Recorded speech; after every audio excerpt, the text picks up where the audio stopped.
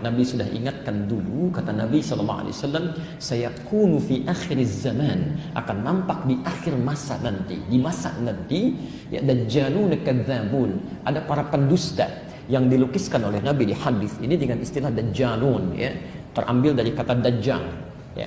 Jadi bukan dajjal sesungguhnya, ya, tapi mengambil satu makna yang melekat pada dajjal. Dajjal itu salah satu sifatnya dia pintar, punya magic, ya, sesuatu yang membuat Anda terpukau gitu ya. Jadi nanti kata Nabi ada orang-orang yang pintar, kalau dia mengeluarkan kata-kata bisa membuat Anda terpikat gitu, kayak benar kalimatnya, ya. Seperti diilustrasikan di Quran surah kedua Al-Baqarah ayat 204 sampai 207, ya. Posisi paling kiri dari atas sampai sedikit ke bawah, ya.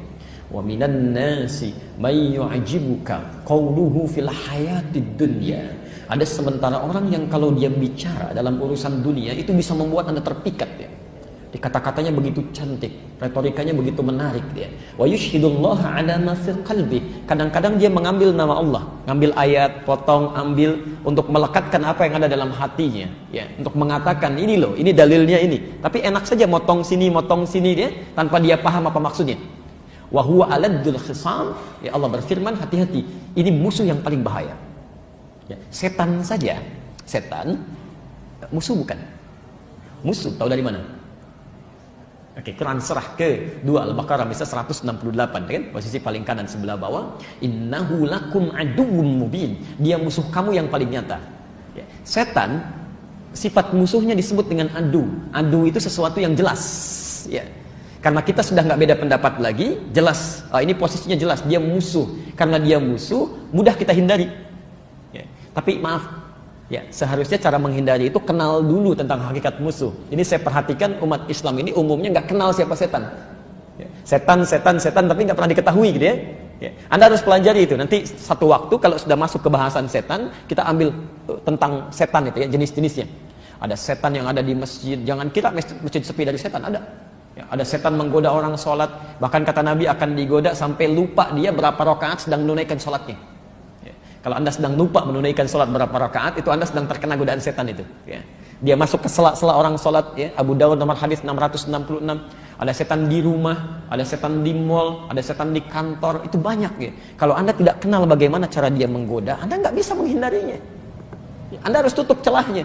Kalau Anda tidak tahu di mana lubangnya jalan ke sini, Anda nggak bisa menghindarinya, bisa terjebak di situ. Baik ya? Itu yang nyata. Tapi kalau ada musuh, tidak terlihat nyata musuhnya, hadir di sekitaran kita, nampak menghadirkan sesuatu yang mengagumkan, tapi dia berbahaya, itu bahasanya aladdun. Ya, kalau sudah ada konfrontasi disebut dengan khisam. Kata Allah, alad wa huwa aladdul khisam. Ini lebih bahaya dari setan nih. Ya, makanya hati-hati ya.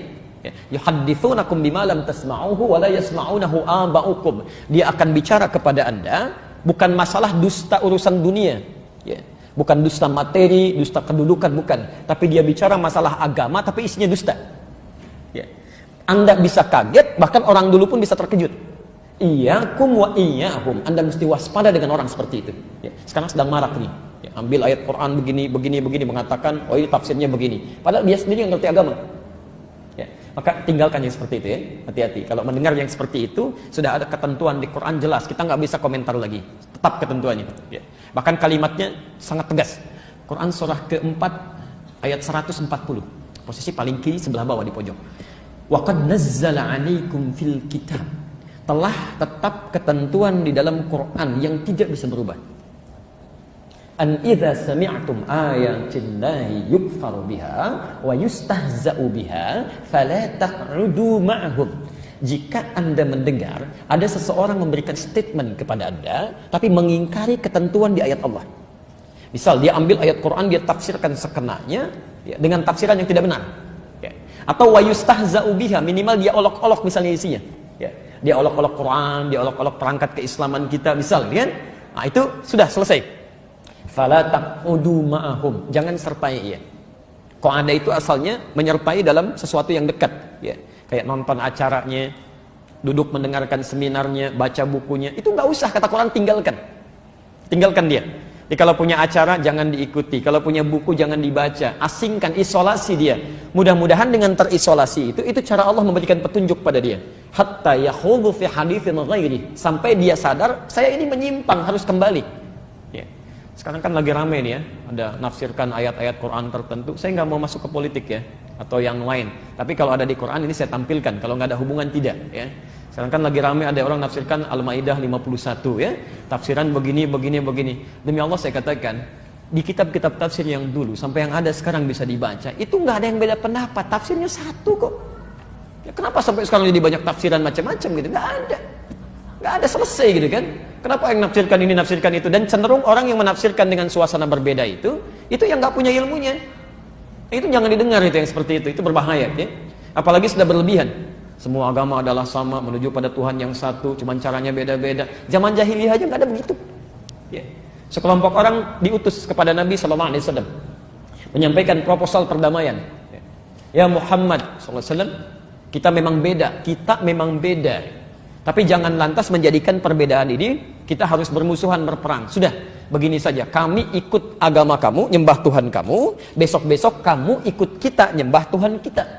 Maka turunlah surah Al-Kafirun itu. Qul ya ayyuhal kafirun. Tapi ada penegasan dari mereka, kita beda. Makanya ujung ayatnya lakum dinukum waliyadin gitu kan.